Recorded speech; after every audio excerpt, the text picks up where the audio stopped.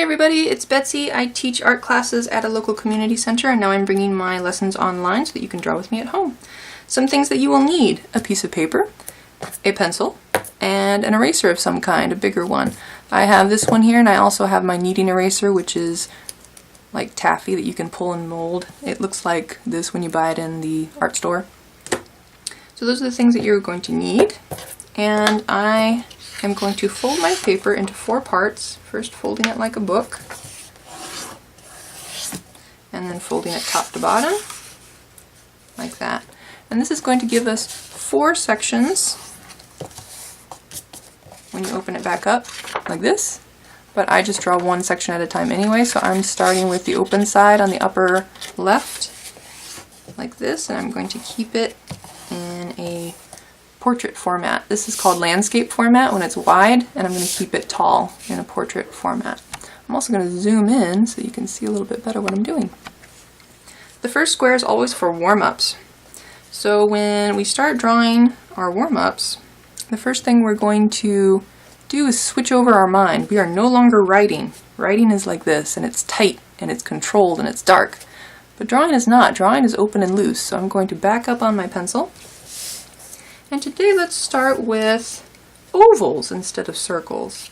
So I'm going to draw an oval by going around and around and around, and then lightly touching my pencil down to the paper.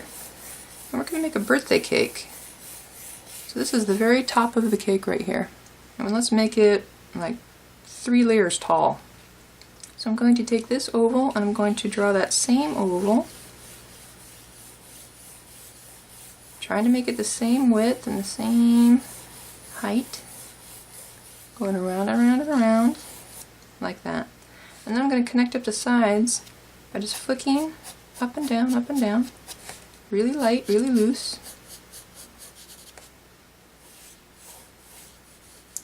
There's the first layer of our cake. I'm going to erase out the back of that oval so you can kind of see the shape that we got. We basically got a cylinder.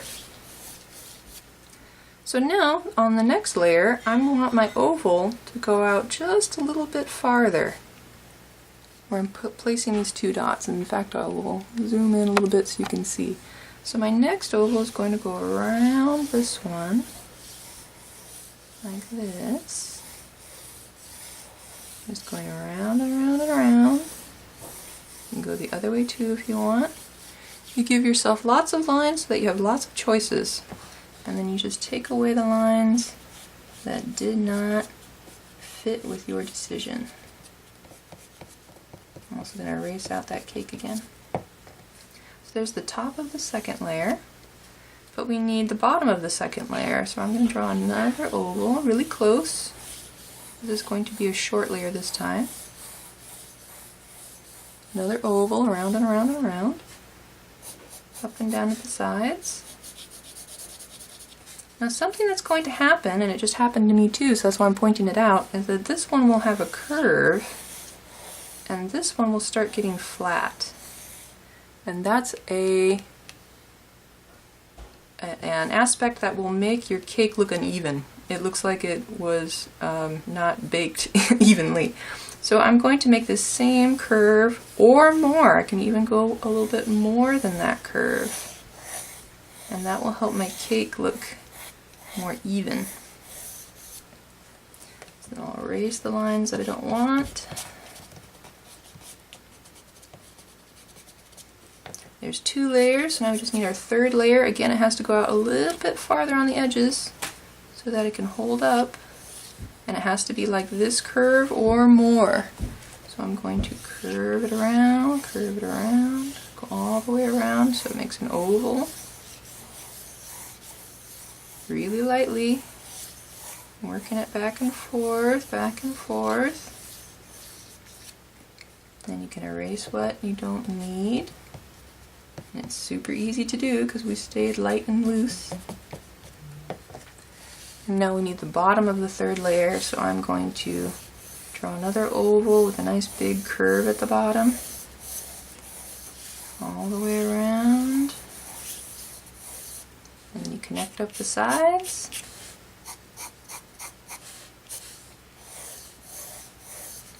And there is our 3-layered birthday cake.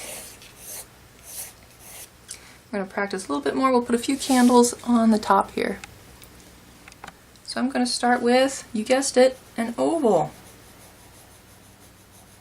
I'm going to put another oval where it goes into the cake. And then I'm going to turn my paper so that it's easy for me to flick back and forth, like that. So there's one candle. Let's put 3, so I'm going to put one down here on the cake. Maybe one over here too. And I'll turn to where it's most comfortable for me. It might be a different angle where it's comfortable for you. So I can flick back and forth. And if you want to put a little candle flame on top.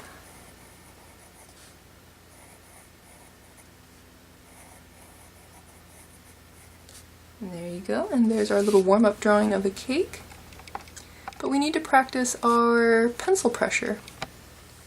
So I'm going to start by pressing hard on the edges, and then get lighter and lighter and lighter as I go towards the center. And I'll do that for each layer. Start out dark, and then get lighter, lighter, lighter, lighter, lighter. And the third one, dark, and then lighter, lighter, lighter, lighter, lighter. We're going to do it on the other side too.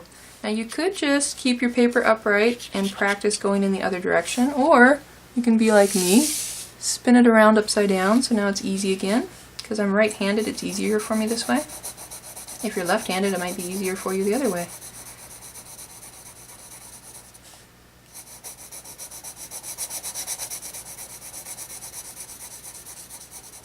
Make sure you get in these little corners.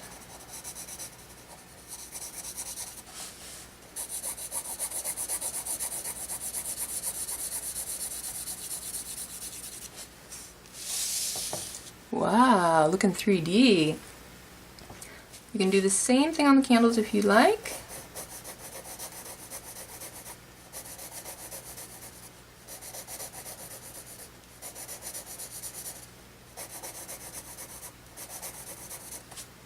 And then we are going to add some cast shadows. So cast shadow being one that it gets cast on a different plane. So I'm just giving you a little bit of an outline here, showing you that this is where I want my cast shadow to be. If my light source was over here, let's say the sun is over here, then all the shadows will be cast to the left. So I'm just going to darken in near the bottom of the cake, and then it'll get lighter and lighter and lighter and lighter. Do the same thing down here, come around the curve. Little curve on the other side. It'll be darkest near the bottom of the cake, and then get lighter and lighter.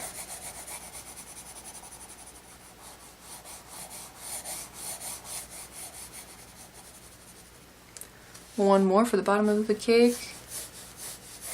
Give myself a curved line to guide my shadow. Darkest near the bottom of the cake. Get lighter and lighter, lighter. Don't forget these corners over here. Start out dark. Lighter, lighter, lighter. I'm going to turn my paper where it's more comfortable.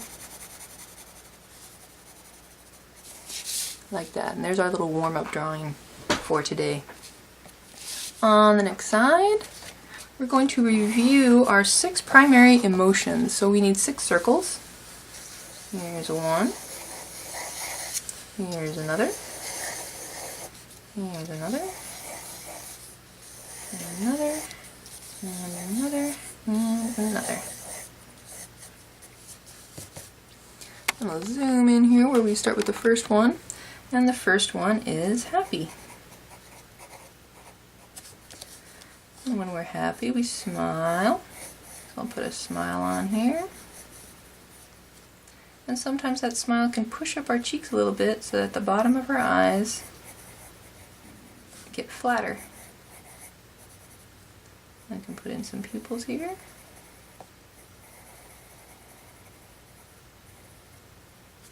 And then eyebrows arch up, like little rainbows. So there's happy. Opposite of happy, sad. So the mouth goes in the opposite direction. The eyes go in the opposite direction.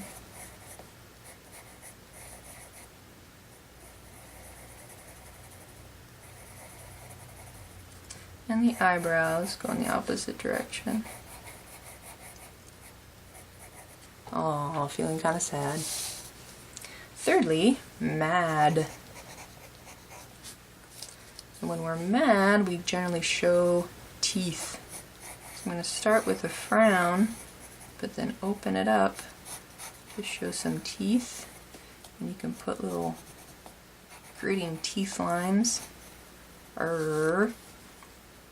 The eyes get slanted down towards the center flat.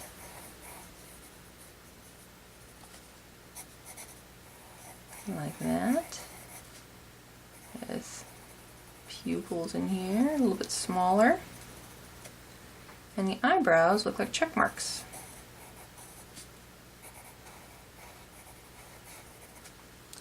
And there we go, that guy's mad. And then we'll move on to afraid.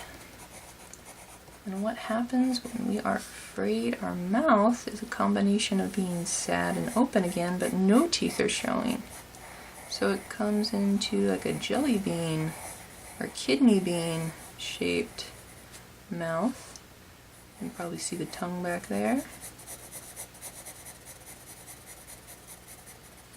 The eyes get big, but the pupils get small.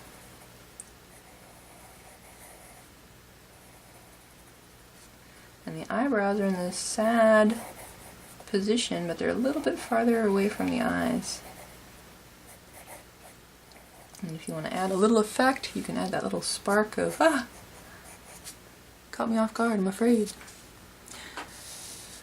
And over here we have disgust. When something is gross. Then the mouth turns into a peanut mouth, which starts with a little curve like that and an opposite curve like that. And then we connect up the sides to a big peanut in its shell shaped mouth. With the tongue over here, color it in.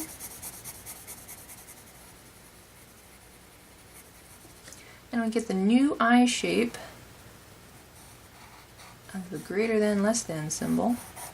Or some people, they just put a big X. They just connect these up and they can make a big X. Ugh.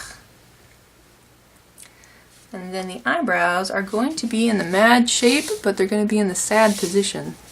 So I'm going to use the check mark eyebrows, but I'm going to rotate them a little bit.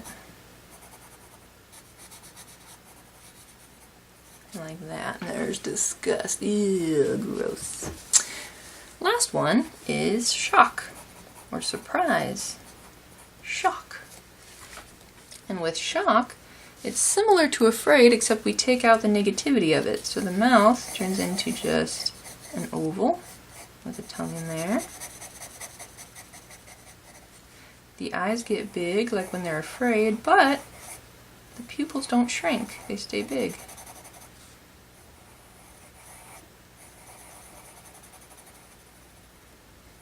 And the eyebrows are like happy, except they're a little farther away from the eyes.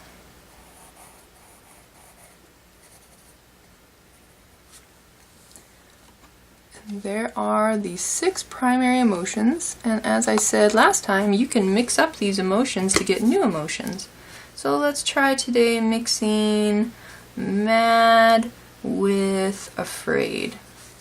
So I can take these two, add them together, and what shall I take from which piece? That's up to you, we're just seeing what we get.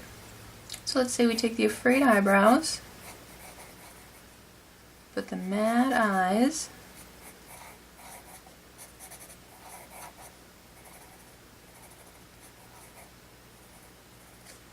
and the afraid mouth.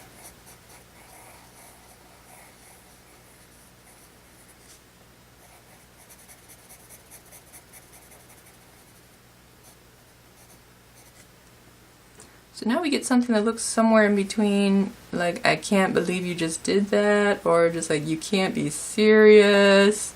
Like, it's fun to just mix up the different features and see what kind of emotion you get, and you can imagine what would they be saying and what would this story be.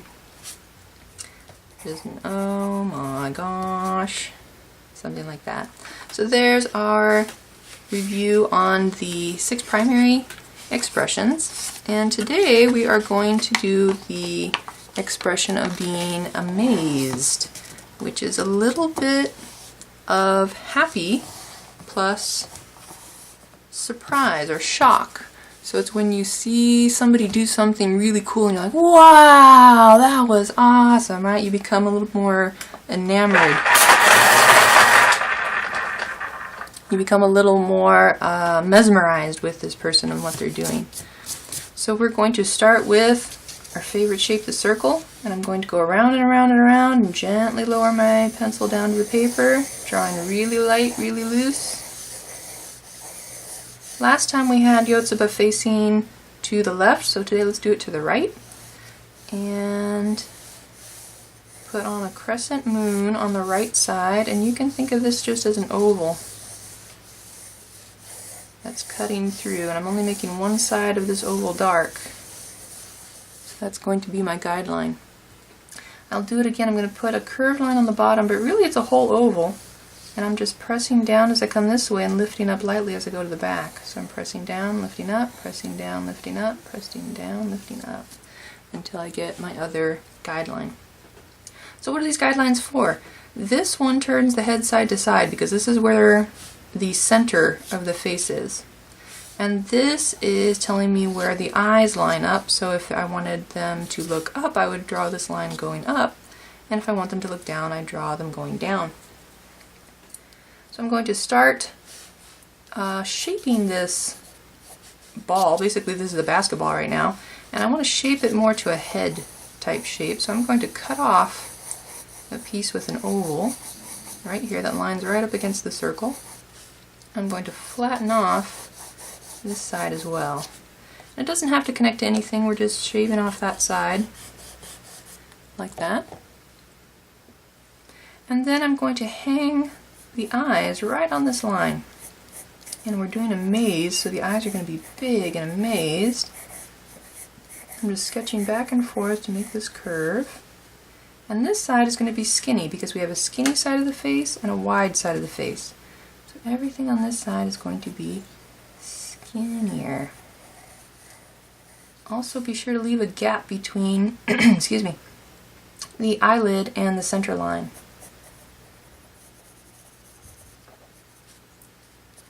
And then I'm going to add in her pupils, wide one on this side, and you can make them big. Remember, she's mesmerized. You can even make these into hearts. She's completely enamored with what she's seeing. But whatever you draw on this side it has to be way skinnier. Not smaller, just skinnier. But these are still the same height, these two shapes right here. So there's going to be her eyes.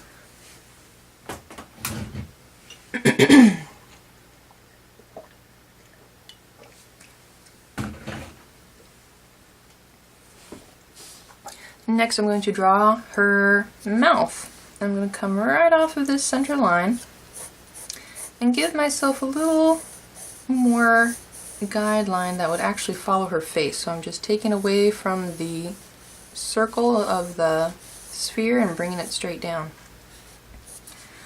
I might as well draw her cheek while we're at it. So I'm not going to start at the bottom of her eye. I'm going to move a little bit up, and I'm going to start bulging out her cheek just a little bit. Real subtle, because she's still just a little girl. And we're going to connect it to our circle shape. Something like that. Then her mouth is going to be open and kind of a wow kind of a shape. I'm going to make the bottom a little flatter. I'll put a tongue inside. like that. And then we'll add some eyebrows that are happy, but they're farther away from the eyes. This one's going to be smush skinnier. It's on the skinny side of the face. Like that. So most of these lines we don't need anymore, so I'm going to take my kneading eraser and smush it into a shape where I can erase these lines in here, make them lighter. We still need the oval for the ear, but everything else we are done with.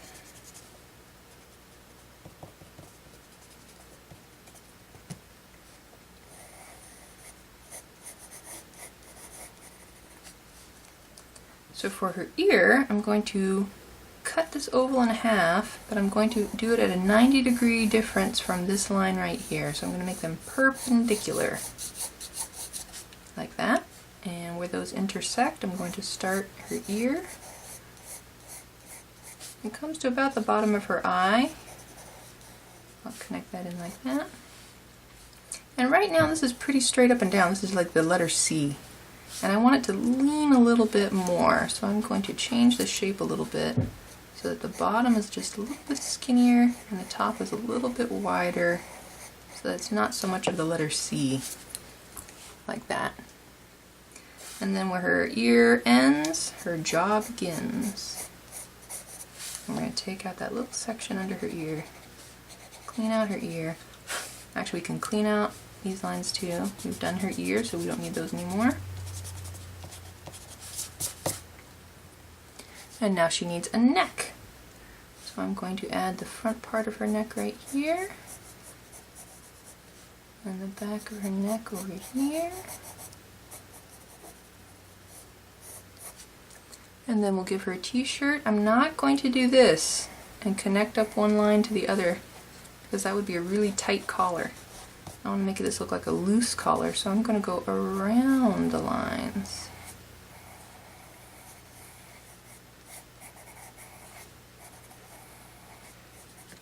Like that. And then on this one too, I'm going to go above a little bit. Narrow shoulders because she's a little kid. Whoa, she was looking like a hunchback, huh? Let's not do that. See, sometimes things don't work out the way you think they will. Just erase and try again. I'm going to flatten out her shoulder a little bit this time. If she's still looking a little bit hunchbacked, we'll take down the collar a little bit.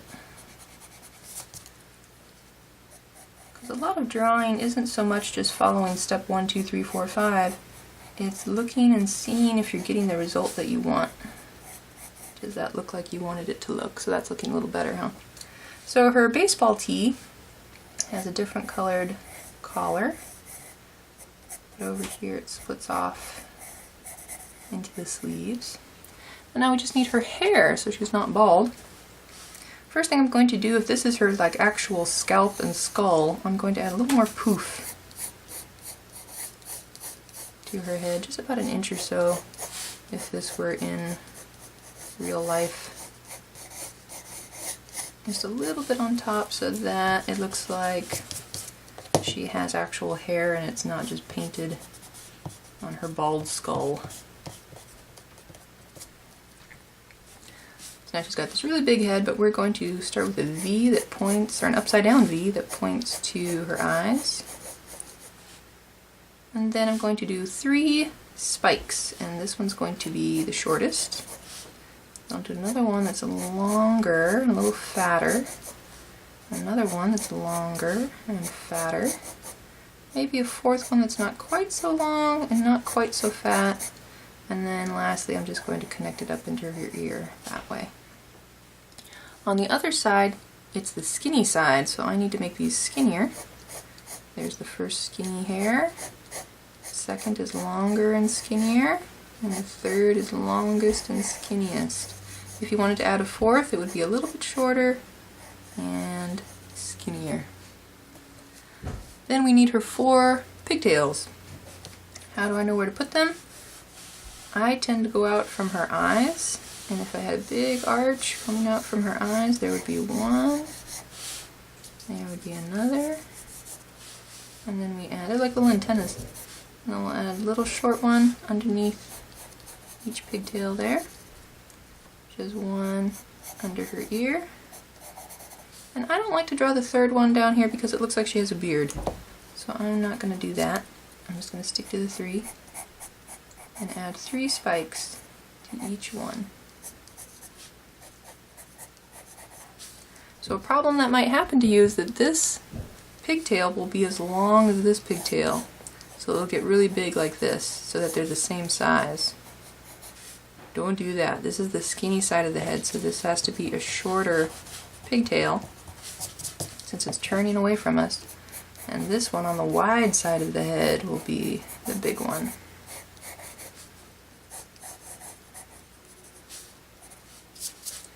For ear detail, we just need the line at the top, a little bump to keep earbuds in, and then we curve it back around into her head. And you can color that part in if you want. You can also give a little shadow right under her chin, like that. Then you take a step back, look at your drawing, and see if there's anything that's bugging you. Right now I think her neck is a little too long. I feel like this is just a little bit too long here, so that's okay.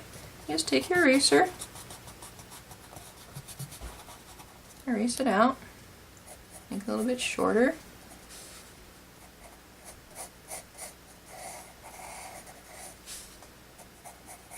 And try again.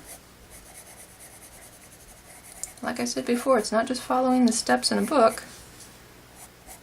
It's about looking at your drawing and seeing what bothers you. Why does it bother you? Does something look too fat? Does something look too thin? Does something look too small or too big?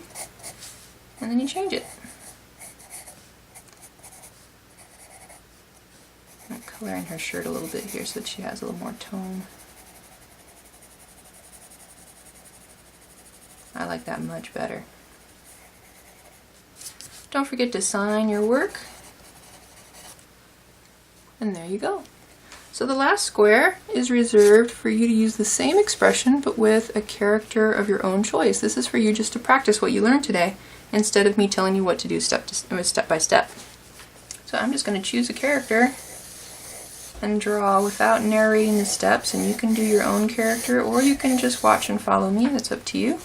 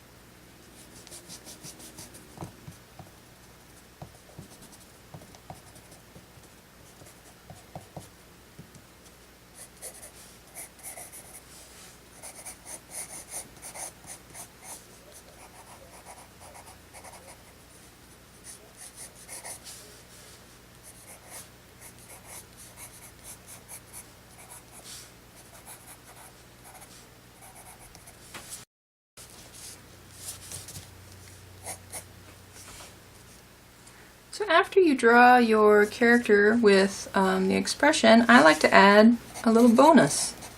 I mean, what's something that I didn't have on the Yotsuba side that I can put on this side? I already started with the little heart-shaped eyes.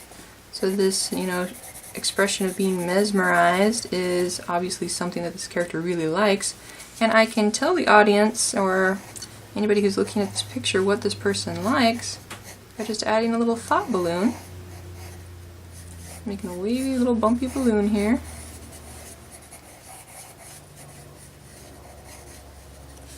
And maybe he's thinking about donuts.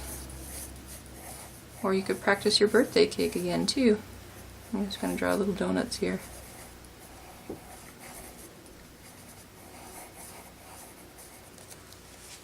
And there's your finished drawing. So thanks for drawing with me, and I'll see you next time.